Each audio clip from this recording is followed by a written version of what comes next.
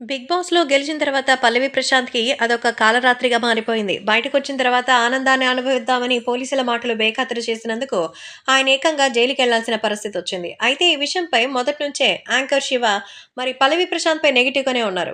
Big బాస్‌లో pre plan ప్రకారమే ఆయనొచ్చారని, కేవలం రైతు బిడ్డ అనేటువంటి ఓ ట్యాగ్ యేసుకొని ఆయన రావడం చాలా బాధాకరమైన విషయం. ఎందుకంటే జనాల్ని నమ్మించి మోసం చేశారు.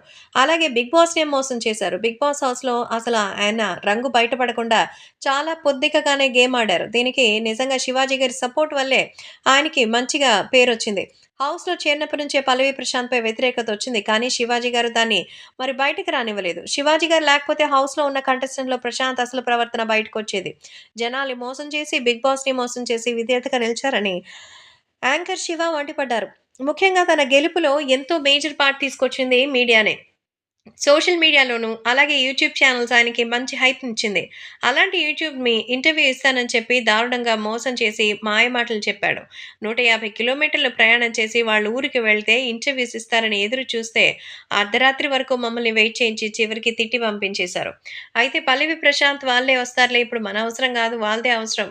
నా ఇంటర్వ్యూలు మీడియాలో వస్తే వాళ్ళకే లాభం గదా! నాకేంటి లాభం అంటూ చెప్పారు. అరకొర తెలివితేటలతో ఎముకలు కొరికే చలిలో యాంకర్స్‌ని రాత్రులు వెయిట్ చేయించి ఒక్క బైట్ కూడా ఇవ్వకుండా తన అసలు నిజ స్వరూపాన్ని బయటపెట్టాడు.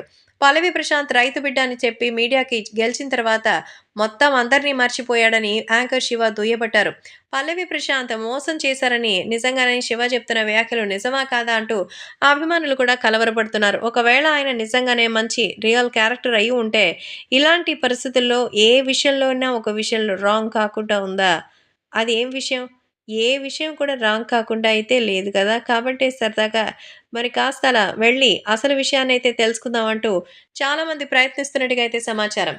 నిజంగానే యాంకర్ శివ చెప్పినట్టు 'పల్లవి ప్రశాంత్' మోసం చేశారా?